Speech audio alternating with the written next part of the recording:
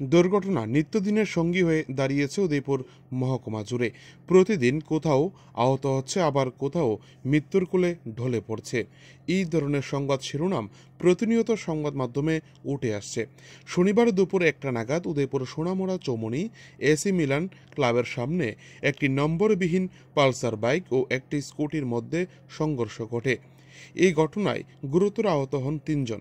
জাতীয় সড়কে এই দুর্ঘটনায় রীতিমতো ট্রাফিক জ্যাম সৃষ্টি হয়। ঘটনার খবর পেয়ে ছুটে আসে রাধাকিশোরপুর থানার পুলিশ। ঘটনাস্থলে পৌঁছে পুলিশ দমকল বিভাগে খবর দেয়। দমকল কর্মীরা দুর্ঘটনার খবর পেয়ে ঘটনাস্থলে ছুটে এসে আহত 3 জনকে উদ্ধার করে টেপানিয়া জেলা হাসপাতালে পাঠিয়ে দেয় চিকিৎসা করানোর জন্য।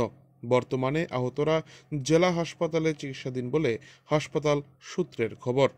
উদয়পুর থেকে নিজস্ব প্রতিনিধি রিপোর্ট, টিভি 100 বাংলা।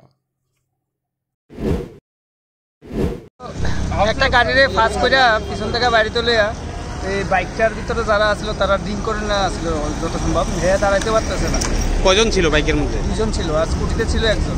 আচ্ছা, মানে বাইকে বাড়ি দিছে স্কুটি। আহত হয়েছে মানে বাইকের যাত্রী না? বাইকের যাত্রী 1 জন হয়েছে আর স্কুটির যাত্রী 1 জন। স্কুটিতে কি হয়েছে তাদের? তাদের সম্ভবত বুকে ব্যথা পেয়েছে, কেউ হাঁটুতে ব্যথা পেয়েছে।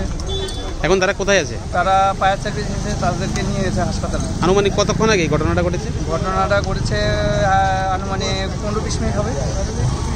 বাইক এবং স্কুটির যারা চালক ছিলেন তাদের বাড়ির ঠিকানা জানা গেছে? তাদের ঠিকানা শুধু বাইক চালকের ঠিকানাটা জানা গেছে যে খিলফারা বাড়ি। আচ্ছা, আর বাকি কিছু জানা নাম দাম জানা গেছে না? নাম দাম আমি এখনো জানিনি। নিয়ে তো চলে গেছে।